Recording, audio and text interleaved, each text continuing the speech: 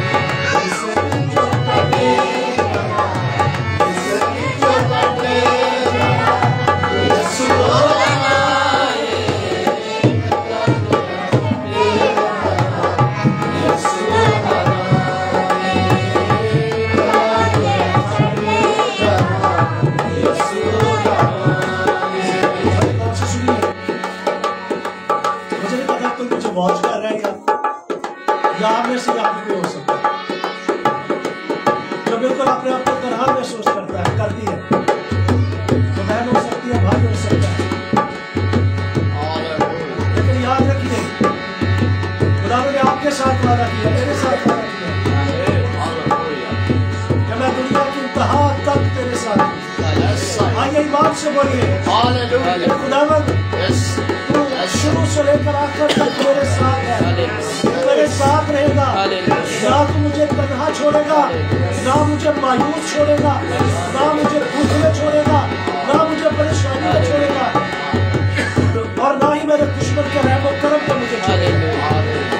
पहले ईमान से बोलना शुरू करें। मुझे नहीं पता किसी के लिए प्रोफेटिक है, ईमान से बोलेंगे खुदा आपके लिए करना शुरू करें। आपके लिए मैं दरवाजे खोलते हुए देख रहा हूँ। ईमान से बोलिए कि खुदा तू मुझे कभी नहीं छोड़ेगा, मैं तुझे छोड़ सकती हूँ, मैं तुझे छोड़ सकता हूँ, मैं बेवफा हो सकता हूँ, हो सकती हूँ, लेकिन तू बावफा खुदा है, हमेशा वफा करेगा मेरे साथ। तू मुझे थामे रखेगा, तू मुझे संभाले रखेगा, तू मुझे अपनी बाहों में लेगा और तू मुझे अपने जोर में चलाएगा। तू मुझे असरनों का वो की मदद जोर बख्शेगा। आज ईमान से बोलिए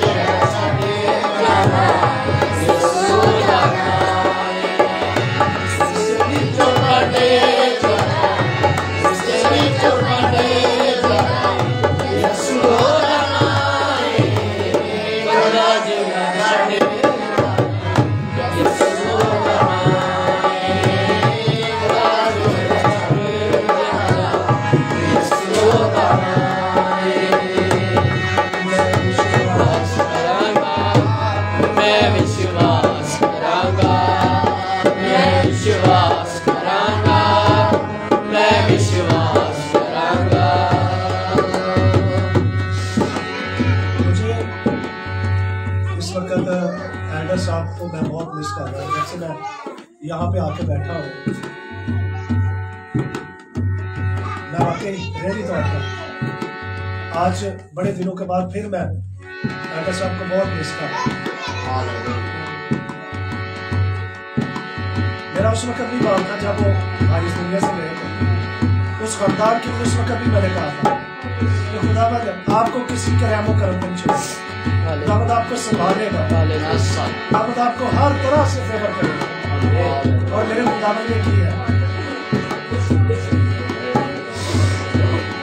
एक तीसरा दिन मैं साहब के लिए जानदार के लिए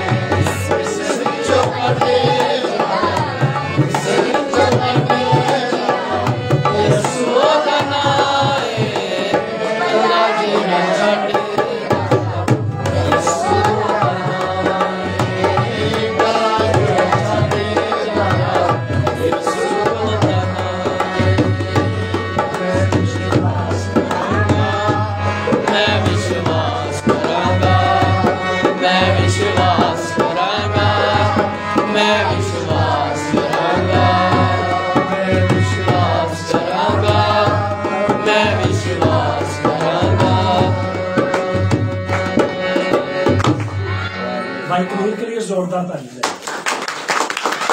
अल्लाह की आंखों को बंद रखिएगा और दुआ करना शुरू सब अपने हाथों को और हर एक जिंदगी अपनी जिंदगी के लिए खुदा उसके जिंदा और जिंदगी बख्श कलाम को मांगता है। कोई भी जुबान खामोश न रहे, बुलंद आवाज के साथ दुआ करना है।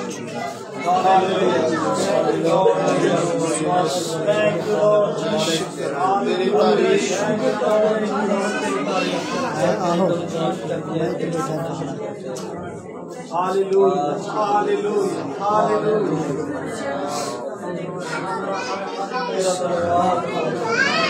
कदूस इब्राहिम इसहाक याकूब के खुदा तू जो है बुझाने वाला है, तेरे की बड़ाइयों से मैं शुक्र अदा करता हूँ क्योंकि तू भला है, तेरी शफ़क़त अबदी है, तेरी वफादारी कोइस्ता आसमान का तख्त नशीन है। आसमान तेरा तख्त है, जमीन तेरे पाँव की चौकी है। हम तेरे जमीन पाँव की चौकी में झुककर तुझे सजदा करते हैं। सजदों के लायक है, तू तारीफ के लायक है, तू तमजीद के लायक है, तू प्यार के लायक है, तू मोहब्बत के लायक है। मोहब्बत के बड़े खुदा तेरे कलाम मुक़द्दस में लिखा है कि खुदा ने दुनिया से ऐसी मोहब्बत रखी कि उसने अपना इकलौता बेटा बख्श दिया ताकि जो कोई उस पर ईमान लाए हलाक न बल्कि हमेशा की जिंदगी पाए।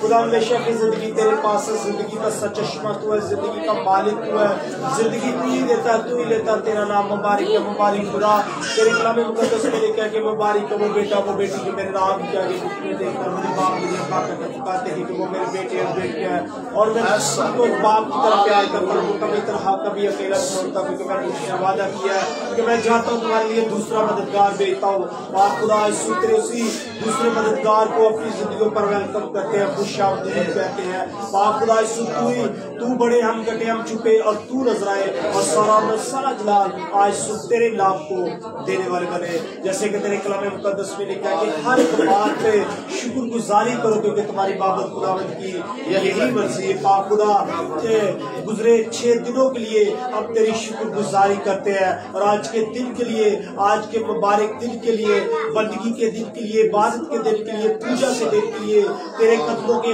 आ जाने के लिए मैं तेरी शुक्रगुजारी करता हूँ। तुझे हमें फजल अता किया कि हम तेरे सुंदर कदमों को आकर चूमे और तुझे हक करे और खुदा तेरे बोसे ले और तुझे मुबारक है क्योंकि तू भला खुदा है, तू मेहरबान खुदा है, तू जिंदा खुदा है, तू जिंदगियों को चेंज करने की कुदरत रखता है। पाक खुदा आज सुबह अपने जी भर कर तेरी सिफारिश की है और वक्त पहुंचा है तेरी मुंह की मीठी बातों को हम सुने जिनसे हमें तसल्ली मिलती है, सुकून मिलता है, इत्मीनान मिलता है, हमारी जिंदगियों में एक नया जोर पैदा होता है, हमारी जिंदगी मुकम्मल तौर पर बदल जाती है। तेरे मुंह की मीठी बातों के लिए हमें आपको तैयार करते हैं। तुम्हें सर के बालों से लेकर पाँव के तलवे तक छूना और ब्लेस करना और बड़ी बरकत देना। इसी तरह तेरे खादम बंदा को मैं तेरे लहू में छुपा देता हूँ। आपने बंदा पर अपना हाथ बढ़ा, सर के बालों से लेकर पाँव के तलवे तक छूना और ब्लेस करना। जुबानों होठों का जुबान ले आज का ताया हुआ कलाम अपने बंदा के मुंह में रखना ताकि आज वो जो भी प्रीच करे वो तेरी मर्जी से हो, तेरी मर्जी से हटकर कुछ भी ना हो। वो कलाम हमारे लिए बायस से बरकत हो। उस कलाम के वसीला से जिंदगियां बदले, हालात बदले, खानदान बदले, बेटे बेटियां बदल जाए ताकि हम तेरे नाम को इज्जत और जलाल देने वाले खुदा तू मेरी छोटी दुआ सुन कबूल का तेरा मीठा जलाली पाक पवित्र नाम लेकर मांगता हूँ, आमीन। वक्त पहुंचा कि हम खुदा की जिंदा आवाज को सुने। क्या खुदा के खादिम को दावत दूंगा कि वो स्टेज पर आए और खुदा जिंदा और जिंदगी बख्श कलाम जोरदार तालियां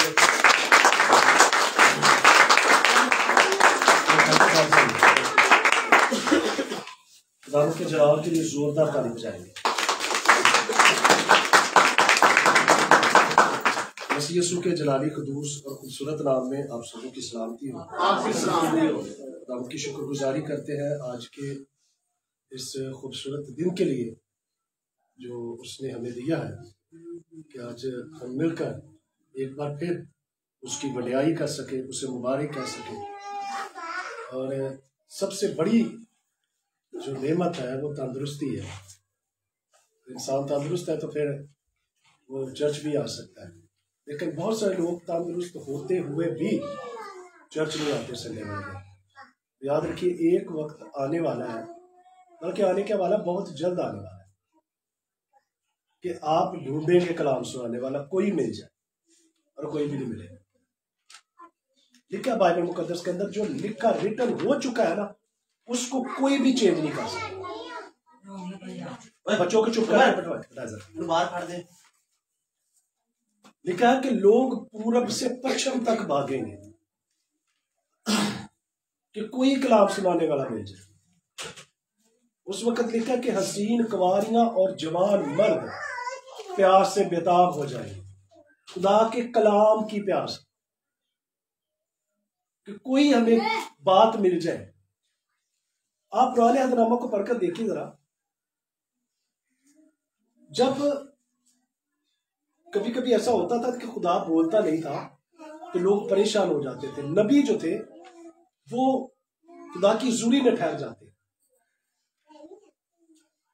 रातों रात दिन गुजारते, घंटों घंटे गुजारते, खुदा से कुछ हमें हासिल हो सके, कोई खुदा हमें बता सके, तब जाकर फिर खुदा अगर बोलता तो फिर वो खुश होते, नहीं तो ऐसे परेशान हो जाते। याद रखिए, अगर खुदा आपके साथ कलाम कर रहा है, खुदा जब आपके साथ बोल रहा तो खुशी मनाया करें, खुश हुआ करें। जब आप खुदा के घर में आते हैं तो खुशी से आए। खुदा का बंदा दाऊद क्या कहता है, मैं खुश हुआ जब वो मुझसे कहने लगे कि आओ खुदाबंद के घर चले। एक और उसमें बड़ी खूबसूरत बात कहता है कि मैं टोलियां बना जाना। अब उसका मतलब पता क्या, वो कहता है कि मैं बहुत सारे लोगों को इकट्ठा करता और फिर उनको उस हैकल की तरफ लेकर जाता कि आओ खुदा के घर चलते।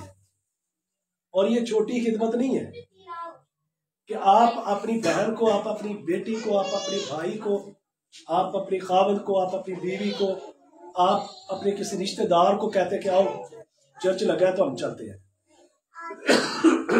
ये आपकी खिदमत है। और आज हम इसी खिदमत के तल्लुक से चंद एक बातें सीखेंगे। बहुत सारे लोग शायद ये समझ लेते हैं कि यहाँ पे चेयर पे बैठना जो है ना वो कादम है। बच्चों को चुप करा, बहन जरा बाहर ले जाए इसको, 1 मिनट के लिए बाहर लेके जाए। अच्छा, बहुत से लोग शायद ये समझते हैं कि जो पुलपिट के सामने खड़ा होकर कलाम सुना रहा होता है ना वही खादम है। अच्छा मुझे बताओ, ये जो दरिया बिछाई है किसने बिछाया, किसने बिछाई है? हाँ जी, भाई इरफान ने बिछाई है। अब देखो, ये एक खिदमत का एक हिस्सा है। अगर ये बिछाई ना जाती, क्या मैं यहाँ पे खड़ा होता, आप यहाँ पे बैठते? नहीं। तो ये खिदमत छोटी है, बहुत बड़ी। अब बहुत सारे लोग दरिया बिछाना, चर्च में झाड़ू देना, चर्च के सामने जूते पड़े उनको साइड पे करना, वो शायद अपनी इंसल्ट महसूस करते हैं कि हम ये करेंगे लोगों के सामने तो लोग हमें क्या कहेंगे। लेकिन मैं आपको बताऊं, सबसे बड़ी खिदमत यही है। जब मैंने खिदमत का आगाज किया था तो मुझे अच्छे तरीके से याद है, मैंने दरिया बिछाने से किया, मुझे यही कहा। और उसी वक्त मैंने उसके सामने खड़े होकर लाहौर में था, मैंने कहा खुदावंद आज के अंदर मुझे मौका मिल जाए दुआ का। कोई बंदा बशर नहीं था, तो मैंने ये डिजायर की कि आज लाहौर में मुझे दुआ का मौका मिल जाए। और यकीन माने एंड पे मुझे मौका मिल ही गया, खुदावंद ने मेरी दुआ को सुन लिया। याद रखिए, जब आप खिदमत के मैदान में होते हैं, खिदमत कर रहे होते हैं, तो खिदमत छोटी बड़ी नहीं होती।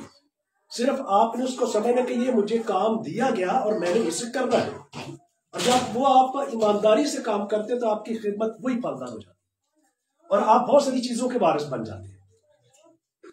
आप देखिए जरा, बहुत सारी ये किसी के लिए प्रोफेटिक है, नेमतें होती हैं, किसी को कुछ गाना नहीं आता, बजाना आता, ताली बजानी आती, तो शायद वो ये समझते हैं कि ये खिदमत नहीं है। आप जब खुदा के घर में आकर गीतों के साथ, वर्शिप के साथ ताली बजाते हैं ना, तो आपकी खिदमत है।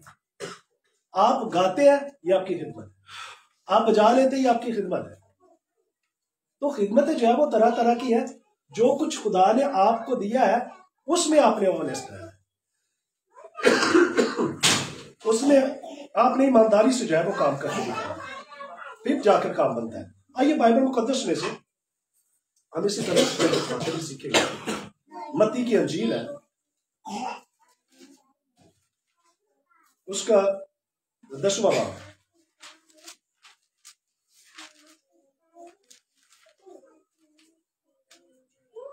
और उसकी 38वीं आयत पढ़ेंगे, एक आयत पढ़ेंगे।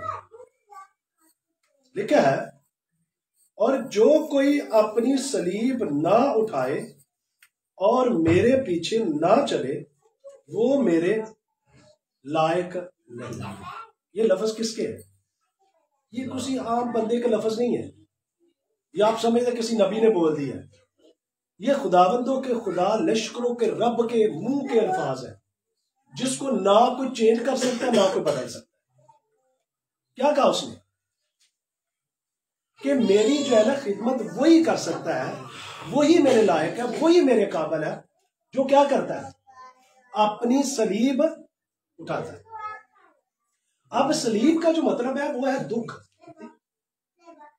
कि जब आप खिदमत के मैदान में होते हैं, जब आप खिदमत कर रहे होते हैं, खिदमत से मुराद कि आप खुदा का काम कर रहे हैं, बेशक वो आप बजाकर कर रहे हैं, बेशक आप दरिया बछाकर कर रहे हैं, या फिर आप कलाम सुनाकर, या फिर आप गाकर जो है वो कर रहे हैं।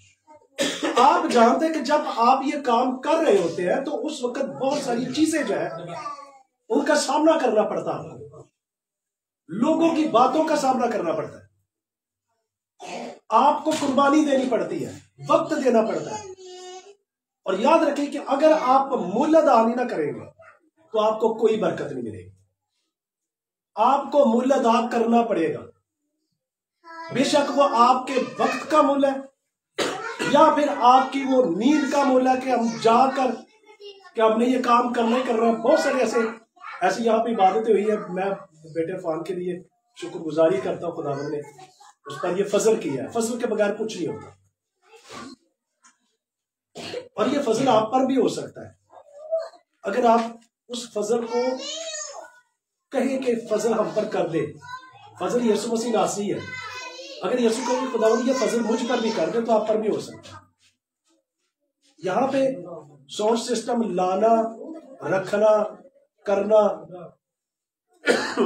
बहुत सारे लोगों को बेटों को कहा, लेकिन एक दो दफा उन्होंने किया, बाद में फिर वो अकेला ही करता है। ये दरिया आप भी बचा सकते हैं, आप ये खिदमत ले सकते हैं, आप ये बरकत हासिल कर सकते हैं, लेकिन अगर किया उसने तो फिर बरकत भी तो उसी को मिल रही है। अगर बरकत उसको ज्यादा मिलती तो फिर लोग जायज भी होते। किसी बंदे को जरूरी नहीं इसको मिले। जो कोई खुदा के जितना ज्यादा करीब जाएगा उसके लिए दरवाजे ज्यादा खुलते चले जाएंगे, बरकत ज्यादा आएगी। और फिर लोग देखने वाले क्या करते हैं, हसद ही करते हैं, और क्या करेंगे, उनके पास और कुछ है ही नहीं। वक्त देना पड़ता है, तो वक्त कोई देना नहीं चाहता।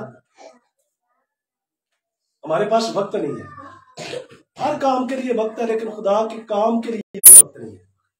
हर काम के लिए वक्त है, चर्च के लिए वक्त नहीं है। हर काम के लिए वक्त है, दुआ के लिए वक्त नहीं है। बातें करने के लिए वक्त है, दुआ करने के लिए वक्त है। और याद रखिए, लिखा बाइबल मुकद्दस के अंदर कि वक्त को गनीमत जानो क्योंकि दिन बुरे हैं, बहुत जल्द हलचल मचने वाली है। मुझे नहीं पता, लेकिन मैं देख रहा हूं। और मैंने यहाँ पे जितनी बातें यहाँ पे खड़े होकर की थी, मुझे अच्छे से याद है। जब एडर साहब की डेथ हुई थी तो उससे पहले मैंने यहाँ पे कहा था ना, फेसबुक पे भी हो गई, मैं किसी के लिए बोल रहा था कि किसी को मैं देख रहा हूं किसी का हार्ट अटैक हो रहा है। मैंने यहाँ पे पिछले मंथ में कहा था कि क्रिसमस का मौका है तो बड़े ध्यान से रहिए, यहाँ पे कुछ होने वाला है। कहा था कि नहीं? मैं ये नहीं कहता मैं बड़ा कोई आलम बन गया हूं या बड़ा मैं खुदा के करीब हूं, नहीं। जब आप खुदा के करीब जाएंगे तो खुदा आपके करीब आएगा, खुदा आप पर उन चीजों को खोलना शुरू करेगा। खुदा ही रेवलेशन खोलता है। अगर खुदा रेवलेशन खोलता है, और मैं बहुत सारी चीजें अभी दबा के बैठा हूं कि मैं वो बोलूं ना, मैं बहुत डरता हूं, बोलने से भी डरता हूं। होता ही है कि बहुत सारी चीजें ऐसी होती है जो बिल्कुल एक्यूरेट हो जाती है। अब भी ये 2-4 दिन जो है ना, इनमें बड़ी आप दुआ कीजिए, दुआ की बड़ी जरूरत है। मुझे नहीं पता अभी मैं कुछ बोलने वाला हूं। मैं ये नहीं कहता कि मेरा वहम भी हो सकता है, मेरी सोच हो सकती है, मेरा ख्याल हो सकता है, लेकिन अगर कोई सोच ख्याल आपको जो है वो मूव कर देती है, आपको चारों तरफ से घेर लेती है, तो फिर आपको रुकना चाहिए, सोचना चाहिए उस पर। दुआ कीजिए 22 तारीख के लिए, मुझे नहीं पता, लेकिन दुआ कीजिए खुदावंद सब अच्छा करे, हर खानदान हर घर के लिए अच्छा करे। इस मंथ में सब अच्छा हो। इस मंथ में जितनी खुशियां आप चाहते हैं ना, उतनी ज्यादा चैलेंज भी आपके सामने आएंगे। जितनी ज्यादा आप बरकतें हासिल करना चाहते हैं ना, उतने ज्यादा चैलेंज भी आपके सामने आएंगे। और आप वर्क कोई भी करे, काम कोई भी करे, उसमें आपके लिए दुख, अजियत, परेशानी पहले है। कोई भी काम करके देख, रोटी बनाए तो क्या आपको परेशानी का सामना नहीं करना पड़ता? करना पड़ता है कि नहीं? सुबह मॉर्निंग में सर्दी में जल्दी उठना परेशानी है। एक औरत के लिए सुबह उठना, उसके लिए भी परेशानी। कोई भी काम कर ले, अगर आप खुदा की खिदमत करते हैं तो खुदा की खिदमत में भी आपके लिए चैलेंज बड़े हैं, चैलेंज कम नहीं होंगे। अगर आप सोचेंगे कि चैलेंज कम है, चलो ठीक है, सब सुन जाए, कोई नहीं समझे। चैलेंज आपके लिए बड़े हैं। जितनी ज्यादा बरकत आप हासिल करना चाहते हैं कि ये बरकत, उतना पहाड़ भी आपके सामने खड़ा होगा। अगर आप बड़ी कोई बरकत हासिल करना चाहते हैं, बड़ी बरकत के पीछे है, तो फिर चैलेंज भी उतना ही बड़ा होगा, पहाड़ भी उतना ही बड़ा आपको सर करना पड़ेगा, तब जाकर वो बरकत आपको मिलेगी। वरना नहीं, फिर थक हार कर आप रास्ते में अपना दम खो देंगे। यीशु मसीह ने क्या कहा? यीशु ने कहा जो कोई अपनी सलीब ना उठाए, इसका मतलब है कि उठानी पड़नी है। बहुत सारे लोग ये समझते हैं कि जब हम यीशु मसीह को कबूल कर लेते हैं, चर्च जाना शुरू कर देते हैं, रोजा रखना शुरू कर देते हैं, बाइबल पढ़ना शुरू कर देते हैं, प्रेयर करना शुरू कर देते हैं, तो फिर उस वक्त हमारे पास कोई दुख, कोई परेशानी, कोई मुसीबत नहीं हम पर आती। तो ये सिर्फ उस बंदे का वहम है। जब आप खुदा के साथ चलते हैं तो उस वक्त आपको परेशानियों का सामना करना पड़ेगा। जब आप चर्च जाएंगे तो आपको परेशानियों का सामना करना पड़ेगा, आपको चैलेंज का सामना करना पड़ेगा। जब आप यीशु मसीह को कबूल करके उसके पीछे चलेंगे तो आपको परेशानियां, दुख और तरह तरह की अजियतों का सामना करना पड़ेगा। ये ना सोचे कि हम यीशु के साथ चलना शुरू हो गए हैं तो अब कोई परेशानी नहीं आएगी, आनी है। इसका मतलब कि आपको दुख उठाना जरूर है। अगर आप अपने आप को सिर्फ इसी बात से सेटिस्फाई करते हैं कि चलो अब तौबा कर लिया, और को नहीं दुख आना, तो ये सिर्फ आपकी गलत फहमी है, वहम है। हाँ, आता है, लेकिन जब आप खुदा के साथ चलते हैं तो खुदावंद उसमें से आपको निकाल लेता है। Hallelujah, hallelujah. आपको दुख में से, परेशानियों में से, मुसीबत से, और जहां पे भी आप फंसे हुए खुदावंद आपको उठाएगा और बाहर निकाल लेगा। सिर्फ यही फर्क होता है। बाकी लिखा है कि शरीर जब गिरता है तो वो गिरा रहता, पड़ा रहता, फिर वो उठता नहीं। उस वक्त तक जब तक वो अपने गुनाह से तौबा ना करे और यीशु मसीह को अपना शख्सी निजात दहिंदा ना माने, उस वक्त तक उसकी दुआ भी नहीं सुनती। तो ये ना सोचे कि जब आप खिदमत के मैदान में होंगे तो आपको दुख कोई नहीं आएगा, परेशानी नहीं आएगी। आएंगे, चैलेंज आएंगे, इन चैलेंज का सामना करना पड़ेगा आपको। कोई भी आप वर्क करें, दुनिया में कोई भी काम करके देख लें, जॉब करके देख लें, आपको चैलेंज आएंगे। लोग आपके खिलाफ बातें बनाएंगे, लोग आपके खिलाफ उठेंगे, लोग तरह तरह की बातें बनाएंगे। लेकिन याद रखिए, खुदा शेरों के मुंह को बंद करने की कुदरत रखता है। हालेलुया। जब लोग आपके खिलाफ बातें करें तो आप उनके लिए दुआ करें और कहें कि खुदावंद इसका मुंह बंद करें। तो शेरों के मुंह को बंद करने की कुदरत रखता है। आज बहुत से ऐसे लोग जो दौड़ते फिरते हैं, लफ्ज निकालते हैं, वर्ड निकालते हैं, तरह तरह की बातें बनाकर लोगों के सामने पे होती नहीं इतनी, लेकिन बना बनू के उसके बड़ी लंबी चौड़ी बना देते। आपको वो सहनी पड़ती है, आपको वो करनी पड़ती है, आपको फेस करना पड़ता है उनका। जब यीशु ने कह दिया है तो फिर इसका मतलब है कि दुख सलीब उठानी पड़ेगी, लिखा है। और जो कोई अपनी सलीब ना उठाए, इसका मतलब है उठानी है। क्या आप सलीब उठाने के लिए तैयार? और लकड़ी दी बना के मोटे ते नहीं चुक लैनी कि चलो पाल साहब ने कह गए तो होना सी लकड़ी दी बना दी कोई सलीब तो वो मोटे ते चुकी फिरी। उठाने के लिए तैयार है? है जी? चलो लग पता जाना, ऐसे महीने च पता लग जाना, हफ्ता 10 दिन ही, आपस में लड़े हो ना, ठीक है। सलीब उठानी है, अगर तैयार है तो सलीब उठानी पड़ेगी। अब कहे कि सब कुछ मिल भी जाए तो दुख भी कोई ना है जी। वो मुझे बताइए, जब यीशु मसीह ने सलीब उठाई हुई थी तो उसका वेट कितना भारी था वेट, तो क्या यीशु मसीह के जख्म नहीं आया होगा? वो कभी उठते कभी गिरते, सारी रात आले लानिया जलील होते, मुंह पे थूका गया, कांटों का ताज पहनाया गया, कोड़े मारे गए, मुंह तो बह चुका था, लेकिन इसके बावजूद भी वो सलीब उठाकर चल गए। सलीब उठानी पड़नी है। अगर आप मसीह है तो मसीह है, तो फिर मसीहत में सलीब पहले है।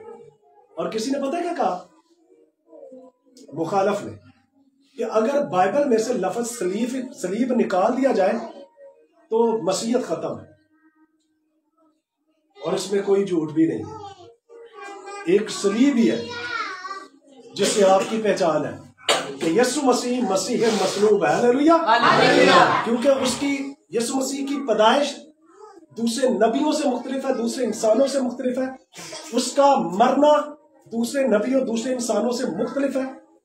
वो सलीब पर हुआ, दफन हुआ, तीसरे दिन मुर्दों में से जी उठा। उसका जी उठना भी मुनफरिद है। हालेलुया। इसलिए यीशु मसीह के साथ आपको जब चलना पड़ेगा तो आपको सलीब उठानी पड़ेगी, दुख उठाना पड़ेगा।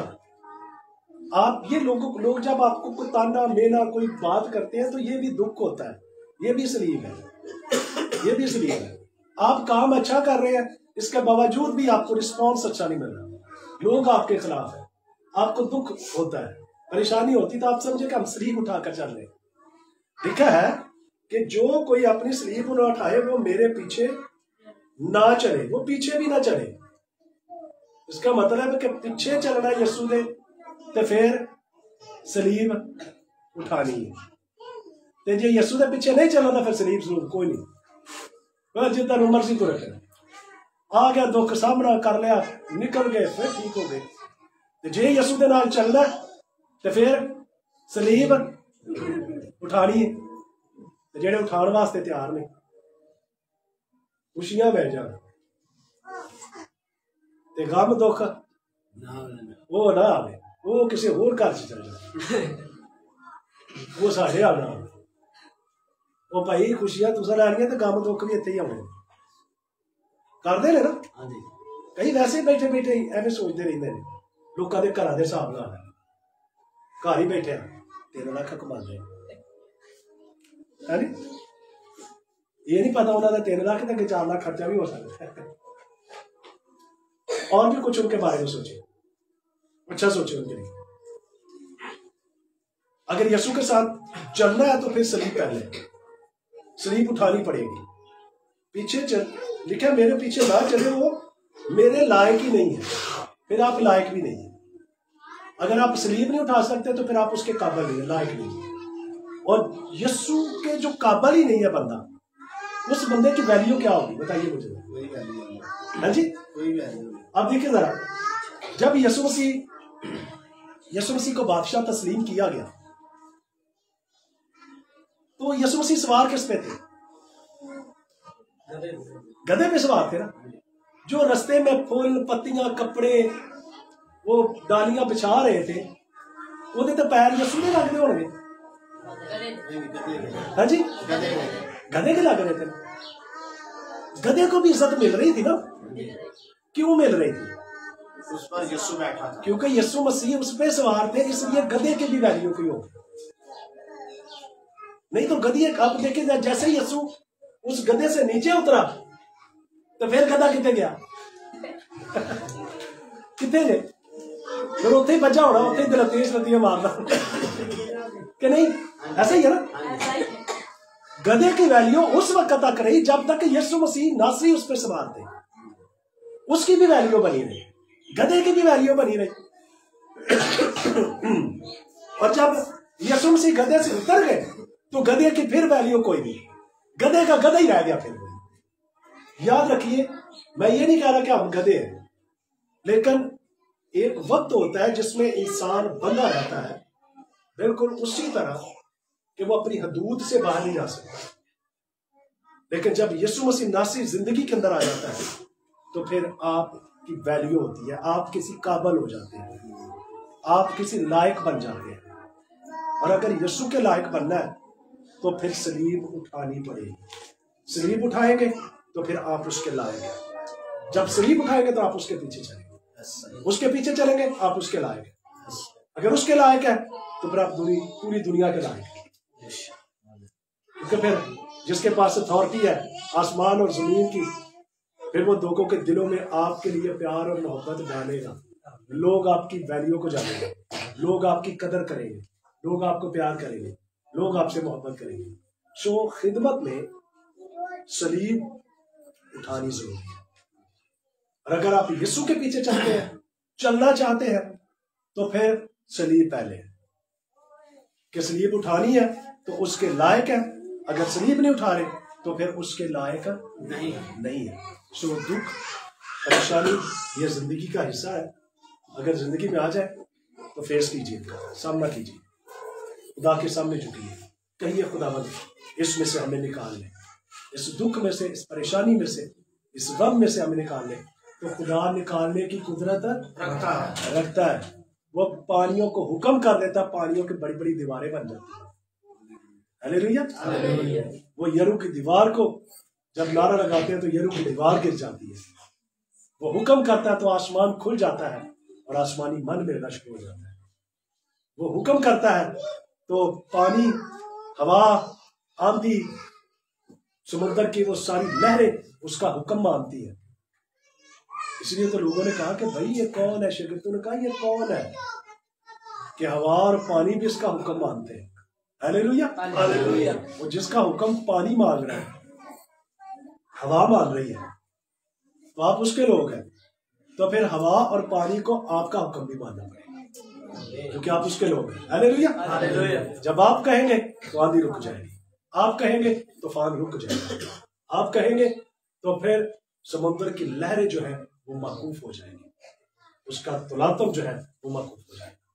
आइए अपनी आंखों को बंद कीजिए, आइए हर उठने वाली लहर को हुक्म कीजिए,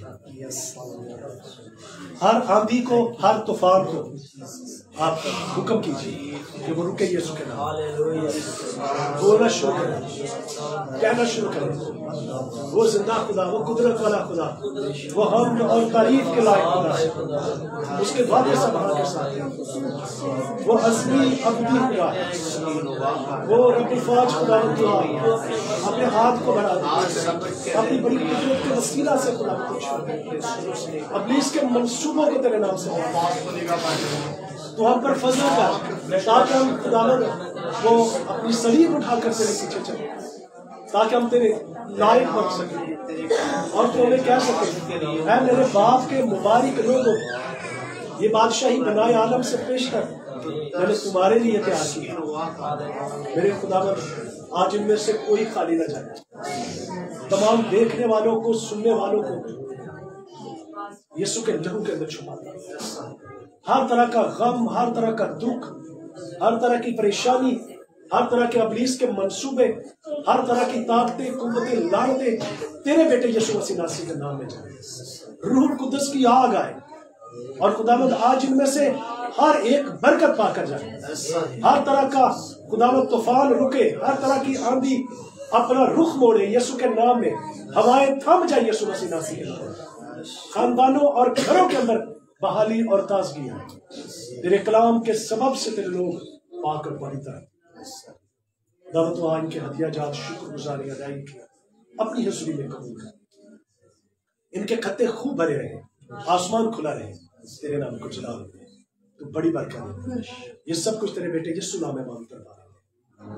आमीन। जिसने हमें सिखाया हमारे बाप जो जो आसमान पे है, तेरा नाम पाक माना जाए, तेरी बादशाही आए, तेरी बात जैसे आसमान पे पूरी होती है जमीन पे हमारी रोज की रोटी। जिस तरह हमने अपने कसूरदारों के कसूर माफ किए, भी हमारे कसूर माफ।